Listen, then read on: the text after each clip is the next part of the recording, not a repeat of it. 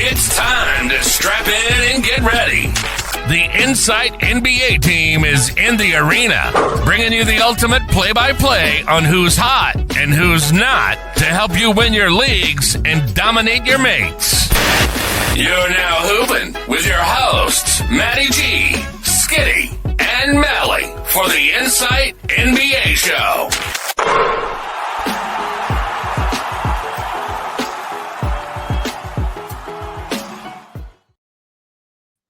G'day everyone, welcome to the Insight NBA show. You are between two Malleys, and with two, one wears sleeves, one doesn't, and one needs to wear a hat for reasons ungood. Look, I have fine hair. Someone said, do you not have? I have great hair, man. It's lustrous, one would say.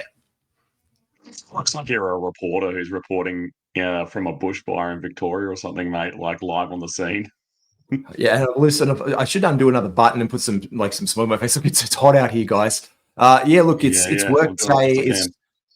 I'm doing the best I can. We're doing it. We're fresh off a day of NBA action. Guys like Shaden Sharp starting today. He's going to make our list, and this is a reason why I think we'll use the Shaden Sharp point.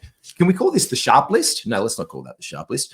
But we're talking about guys who are either getting the starts or who we can add for streams or getting opportunities from injuries, Matty. And we were thinking of something for this Monday show on the back of the weekly. So every single week, we're going to go 25 guys to add, like 25 must-add players, because you must add them if maybe the 22 other players have already gone. Well, at least there's 3 guys still in your deeper leagues you can look at, mate. I mean, I obviously think you should play the game the same way as I do, because that's what I'm here to preach. And part of my game is using my waiver acquisitions and making sure that I have guys on my team who are going to get minutes on the court at that moment in time. I just take a snapshot. I don't care about what's going to happen with them next week or even the end of this week. I just want to know, have they got value right now? And because of all the injuries that are cropping up throughout the NBA at the moment, there's just guys galore getting opportunities. It's like every team is the Grizzlies from last year, including the Grizzlies from this year. And the Grizzlies from last year. It's the 76ers decimated, like we know they got up today, but then you get guys like Jared McCain having absolute whoppers of games today. And he was already someone with Kyle Lowry that we're going to get to. There's 2 names on the list already. So these are guys, we'll talk through them. And let's talk a little bit about week 4 this week. If you want a full breakdown, including quality games, which teams to target, and some of the guys and why they make this list, check out our week 4 preview. It'll be in the comments below from Insight.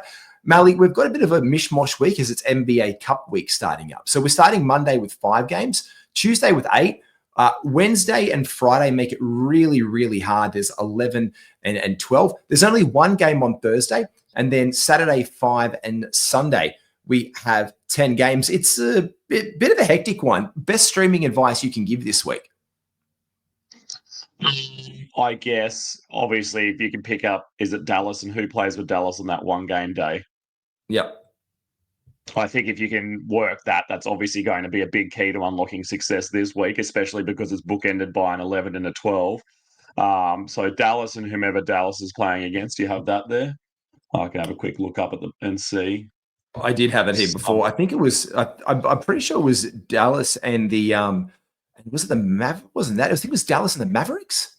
It's Dallas and the, no, it's the Jazz. It's the Jazz, because they're 2 guys. We're going to get to them straight away. So making our list, let's get to it. Because they play on that low volume day, we're going to give you a bunch of names right now. Now, I gave this on my week 4 list, and these are the guys that I am targeting this week, especially in these changes leagues. If you're looking at weekly, you want to pick them up early. If you can do daily, it's ad hoc pretty much. Malley, take us through this list, Malley.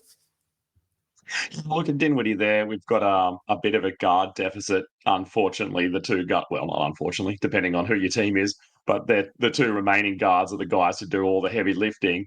But Dinwiddie's still going to get a look in this week. Marshall has looked pretty good as well. He's a guy who obviously needs minutes to be any sort of fantasy relevant, and generally he doesn't get them. But at the moment, they need big bodies out there. So he's going to get run, and with run comes stats, and with stats comes wins in fantasy basketball. Clarkson, they're playing silly games at the moment between putting him on and putting Sexton on. But again, he's just open, he's free and available in so many leagues. He's a guy I think already this season I picked up and dropped off 3 times. And what are we in week 3? Only, Like, I'm just using him when the games come along because no one else seems to want him. And if you want 15 points and maybe a steal if you get lucky, some threes, he'd be one of the best point streamers in most 12, 14 cat situations at the moment. So, and then you've got Juzang there as well, who's a funny, pickup, and Filipowski, who was the flavour of the week last week, but he's now that we have Larry Markkinen back, he's kind of gone back to the back seat of the back seat. But just some names there that if you can pick them up, that solves that problem with having the log jam either side of you for that Thursday game. and Cody Williams makes that list and Flipowski makes that list, especially for the reason that the Jazz this week do have a back-to-back set to finish. It's a tough schedule for them. If they do play, like you said, those silly games, and we end up seeing a resting, we know Keontae George was out last game with some foot soreness, so we could see some more burn from Clarkson. Sexton's been really decent, but there's no way, shape, or form he's available. In fact, I picked him up off the waiver wire in the ball page competition, and I was like, what are we doing? This guy has top 120 relevance, top 150 relevance. So for me, that's where I'm really happy with that kind of value, picking him up. But this is where Cody Williams can get some run in here. Flipowski can get some run. And these guys, of course, John Collins was the big ad that we had weeks ago. So that's where the opportunity presents, especially with those injuries. So there's 6 names, especially with this week and that one game day, Malley, that we can really make a list of. Now, what we've broken down for you, because we're going to give you, we've already given you like 6 names. There you go. We're going to get through 25 names every single week. This is the first batch. Malley, we've broken it down. Take us through the first list. The first number you'll see percentage-wise is the Yahoo availability. The second number is ESPN availability, the 2 biggest platforms. Malley, this is making the list the first batch of 5. And concerning to see Trey Murphy on that list. I know that they're going to have to ease him back in starting from tomorrow night's games. But look at we're talking about teams that are facing injury woes. There's none greater than New Orleans at the moment. So as soon as he can get his legs underneath him, he's just going to take off. And I'd say this time next week we're probably going to be talking about him as a sell high. Like people are going to pick him up if he's available. I hope he isn't. Then we're going. He is. This is the crazy thing. Turnaround. If you're a Yahoo player, he's 83% rostered. No chance in hell. That's why I put him in red there. But he's 20% owned in ESPN. And I think it must be me and my ESPN leagues who stashed him in an IL spot or picked him up knowing that he was coming back. But this is the time, if you're an ESPN player, to get in. Like, they're completely decimated by injuries, Malley. They need the bloke desperately. He's ramped up. Maybe there's a minutes limit the first couple of games or week. But after that, it's just pick him up and put him in the car and see where the Murphy Express goes. But that being said, I was an owner last year. It's a copy and paste situation. He did start slow last year, Matty, and then he came good. So you're might have to put up with at least 2-3 weeks, a month of like, oh, geez, I've held on for this long. And then the second that you have the consideration to drop him, then the second that he is like a top 50 player. Yeah. And I think you've really got to hold him until the full team's back around him, because I think that he's the kind of player too who will work well in a system, and the system's fallen to pieces because all the players within the system have disappeared. So I think you're going to get some value out of him now, but we're not really going to see what kind of player he is until they get some sort of resemblance of a starting lineup back. And then you look at these names like Bob Carrington. He's probably a more long-term guy. You just see the way that Washington are going at the moment, where they only have, you can barely call Jordan Poole a vet, but he's probably a fantasy vet because he's been around for a couple of seasons and producing for us. But that team is just going young and they're having fun, and we're seeing massive explosions out of him. Yeah. We're seeing Koulibaly, French guys, Koulibaly. He's just lighting it up. He's had like one poor game this season. So there's some guys here that you may pick up and hold on to, and I think there's I don't really know if the shame's the word, but you've got to be ready too. I think people get stuck in their head that, oh, this is just a waiver wire dude, and I wouldn't dare drop one of my 9th round pickups for them. But I do that all the time. Like, if I see someone who gets opportunity and I know they're going to get a consistent role, I'm quite happy to pick an underperforming guy like a Kuminga, who you probably took around the 100 mark because you thought he was going to do something great. And you might drop him and pick up a Bud Carrington, someone who is probably lesser of a player, but is on a weaker team and is getting more trot, you know. And then you look at this entire list. Yeah, go on. Yeah, this is exactly that. You're spot on. It's like guys like Shaden Sharp today. 2 games back in for the season. Bad team, Portland.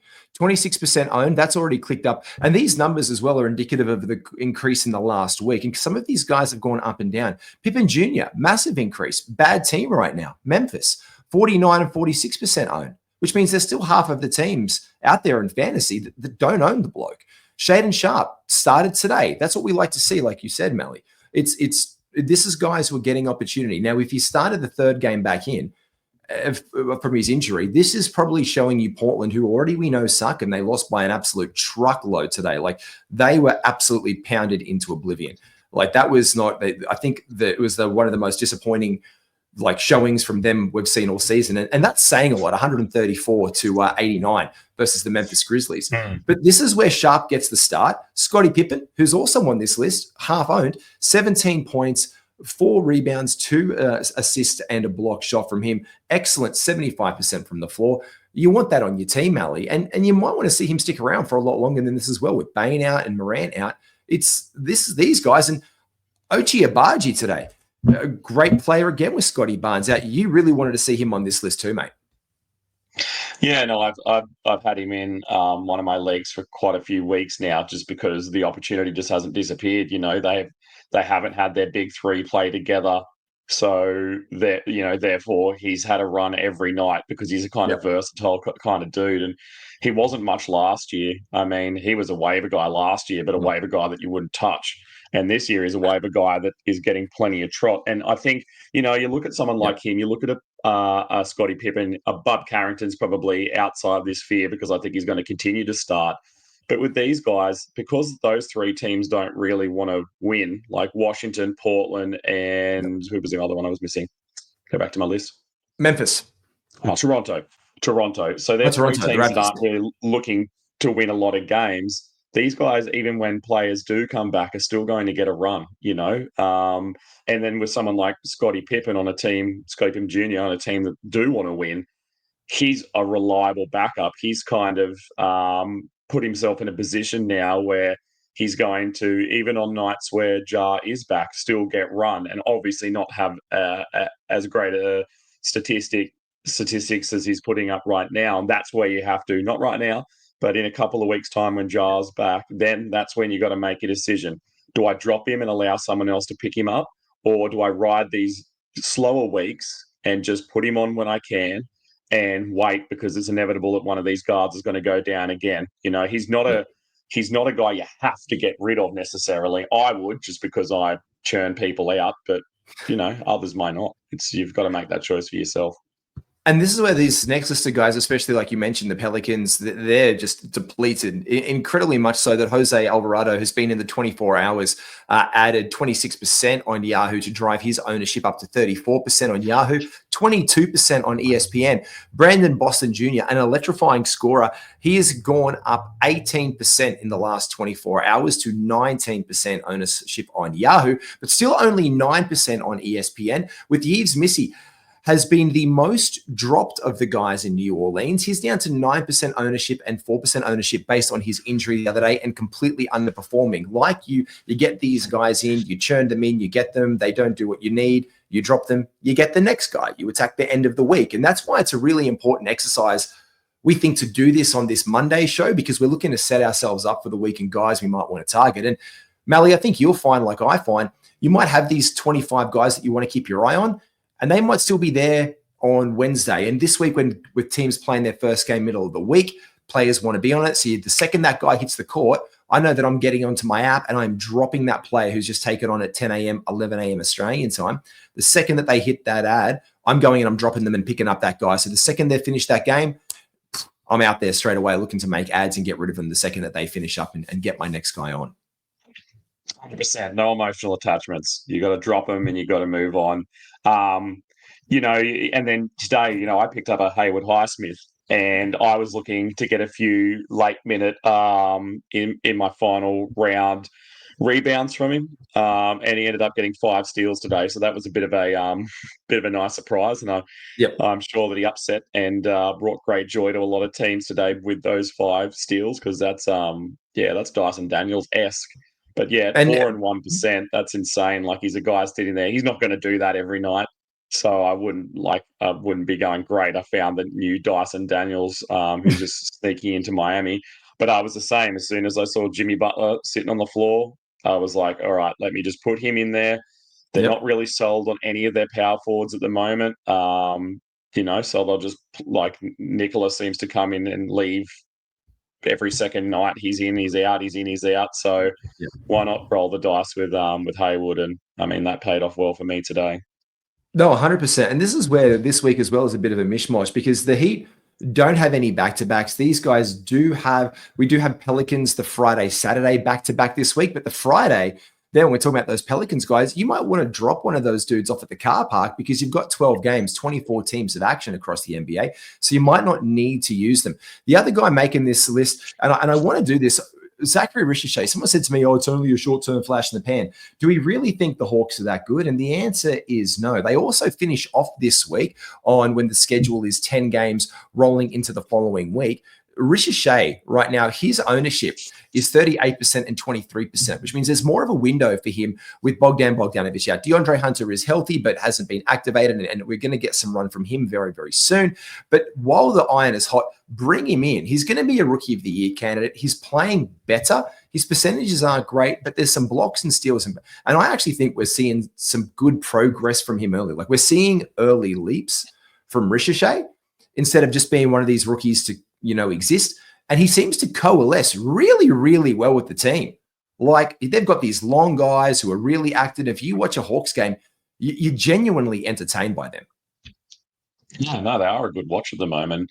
I mean, he's a guy that you may find, with those percentages that you showed there before on Yahoo and ESPN, that just isn't sitting around. And that's probably because he's got a name and he was the number 1 draft pick, where realistically, we've got Jose Alvarado. I know it's not a lot, but he's rostered in less leagues, and he's probably got better opportunity, and he's a better fantasy player at present. I'm sure if we had the gradings up right now, So it's sometimes too, you've got to look beyond the name, and you've got to look beyond a potential ranking, because I'm sure that he was a lot higher going into the year than someone like Jose Alvarado. But Jose Alvarado, if I had to choose between those two and I had positionings for both, I'd be picking up Alvarado.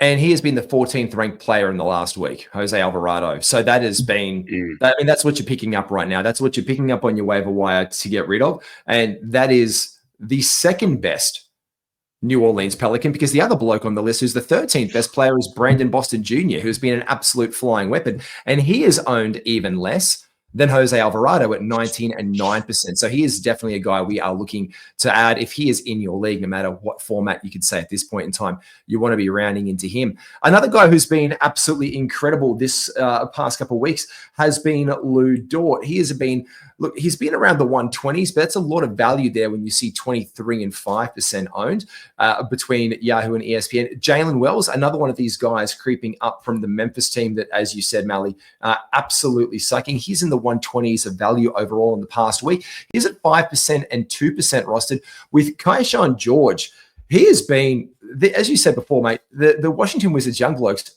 they're a lot of fun. Yeah, and Keyshawn's he's an interesting one too, because he's a mystery bag. Like, what I like about him, especially at the start of a week, is at present, where you're probably not really chasing a category this early. That's something you leave to the other end of the week. Yep. Is he's doing a bit of everything. Like, he's getting some assists, some steals, a few points, but he's getting steals and blocks as well. Like, I think he's at about a steal and about a block or somewhere around that neighborhood. Yep. So that's great, what a way to start your week. And then as the week goes on, I probably wouldn't pick up someone like him, because it is too random. Even though the minutes are there, you don't really know what he's going to do with them. And that's probably when you start to pick up a Lou Dort, someone who the role is consistent. You know exactly what he's going to do each night. Anything more than that's a bonus. Or a Goga Badadze. We got to wait and see with him, because we don't really have a firm, unless I haven't read up on it, don't have a firm idea of when Wendell Carter Jr. could be coming back, so that train could come to a screeching halt at any point. But he's another guy we've seen over the last few years that Wendell Carter Jr. just gets injuries and multiple injuries and injuries he can't come back from for long. So Goga's another one that you got to make a decision. Can I hold him? And then I have him when things are good, which could be a week away, could be a month away, or do I drop him because it's just churn out city? And the Magic have a Tuesday, Wednesday back-to-back this week. So you can see the 8 games on Tuesday and the Wednesday. So even if he does come back and healthy, there's probably no chance that he plays the back-to-back set. So we can get Goga in there or Mo Wagner. For some reason, it's like when Wendell's out, Goga starts, but Mo is the full-time backup player. So Mo Wagner is always getting minutes. So that's another guy we can put on our list. I did add Kayson Wallace to this list. And I love what he did today. 16 points and 2 rebounds. He didn't get the steals that he's been very, like not the Dyson Daniels, but a really good steal streamer lately. 4% and 1% owned on this list, which I thought was really valuable. So I'm looking at Kayson Wallace, especially in deeper leagues. Good source off the bench for OKC of points and steals, which, Malley, they can be really hard to get. And today, I think some questions were answered. It was overtime game. It was a loss. Let's start up with the Phoenix Suns here. There are 3 guys we can immediately look for here. And we're going to add another name to this list because their opponent had an injury today with Malik Monk going out. And I'm just going to throw another name out there as well. I love Keon Ellis straight away in this team. I liked him last year. I liked when he was starting. He didn't start. Kevin Huerter started the year, even after the coach said it was going to be Ellis. Huerter ends up starting probably to space the floor because he's a better shooter. And Huerter's been better. But I think Keon Ellis gets a bunch of minutes here. But let's look at this Phoenix assignment today. In these minutes, 21 minutes for Ryan Dunn, a bit disappointing. Bradley Beal stepping up. Tyus Jones, an absolutely monstrous game for him. We saw Josh Okogie burn, and we saw most minutes there going to Royce O'Neal and Grayson Allen. Now, these are the guys, and Grayson Allen, of all of the players off the bench, these guys, Allen and O'Neal, huge volume today. 14 shots off the bench for O'Neal, 13 shots off the bench for Grayson Allen. That's the kind of volume we like. The efficiency wasn't there to match it, but if it bumps up a little bit, that we like very, very much in our fantasy competitions. Yeah, and another one you can probably add to that list there too was Plumlee. We saw Nurk only play 14 minutes and not come back in a very competitive game, so there's a good chance that he's going to have to sit a few. I like that Ryan Dunn keeps getting the start, so there's that consistency. Even if he doesn't end the game and they bring in Royce or they bring in Grayson Allen, at least you know that he's going to get those minimum 20 minutes. And he's a guy who can do a bit of damage defensively as well. 26 minutes to Mason Plumlee. And I love that. I love that call from you because that was 6 points for him, but the 11 rebounds, the 6 assists was great. 100% from the field. Gosh, we like that a lot, don't we? Yep, and we love a over the back of the head dunk, which is one of his specialties. So there's a good chance if that's one of your categories you're going to do really well off Plumlee there. The other one too, I don't know if there's any word out on it yet, but I did note when I was watching today that Beal went down and took a long time to get up, and then they had to keep playing him, and he took a shot out on the corner, took a corner 3 and landed on that and didn't look happy about that either, and kind of was running around the court trying to limber up. So I wouldn't be surprised if he's out. That just gives more time to those 3 guys on your list there as well. Yeah, and they actually have a favorable back-to-back set for those Beal owners. They actually have the Tuesday, Wednesday back-to-back here. So we could probably see him maybe rested on one of those 2 games on strength of opponent. So that's something very interesting we want to keep our eyes on for the Suns this week and what Bradley Beal does, because otherwise it is heavy lifting Booker season all the way. The other guys to finish off our list of guys today for the Philadelphia 76ers, who are a trash can fire away from injuries. They got the win because mostly likely it was over the Charlotte Hornets today, and they've pretty much decimated apart from LaMelo Ball doing just absolutely incredible LaMelo Ball points, 38 points, for him today and rounding it out very nicely. A highly efficient game for him at 43% because he took 30 shots from the floor. But it was really Jared McCain, mate, that was the absolute superstar off the bench today. 31 minutes, 27 points, 3 rebounds and 2 assists, with Kyle Lowry getting the point guard veteran minutes. It's invaluable what he does. The points, the rebounds, the contributions. He doesn't want to take a lot of shots at this point. He wants to facilitate his team. Assists and steals, really hard to get off at good percentages, and Kyle Lowry is going to bring them your way.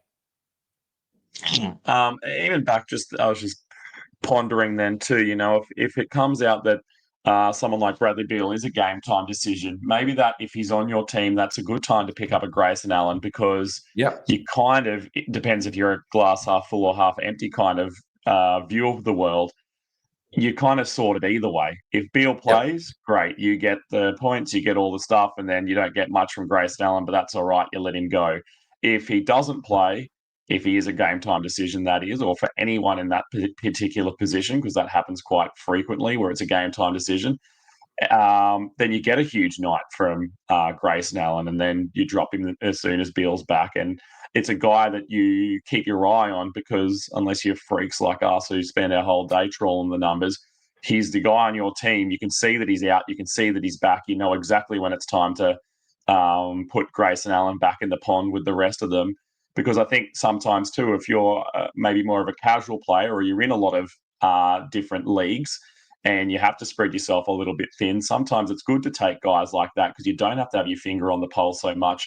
And you can see on your own lineup, oh, cool, Beal's back today. Well, there goes Grayson. And you don't sleep on that situation and end up playing Grayson because you don't know, and he gets those 5 points and 2 assists in 18 minutes, and you go, damn, that was a waste of a spot. So, just a bit of food for thought. And you know what? I like that stat as well, because we also how good Grayson Allen was last year, and that was due mostly to Bradley Beal being out. The opportunity for him was driven solely, and the impetus for him to perform was with Beal's absence. So if there is a Beal absence as well as a KD absence, that is where the monster that is Grayson Allen can come back. Don't forget, though, if you want to get involved with everything Insight, you can drop on into our Patreon account. It has heaps of value. Want to take your fantasy sports game to the next level? Insight Fantasy Sports are bringing you exclusive content all year round, such as preseason draft guides, player rankings, waiver wire advice, statistical deep dives, priority podcast questions, and tons more. So what are you waiting for? Get full access to the experts. Go to patreon.com/Insight Fantasy Sports and subscribe to Insight Unlimited today.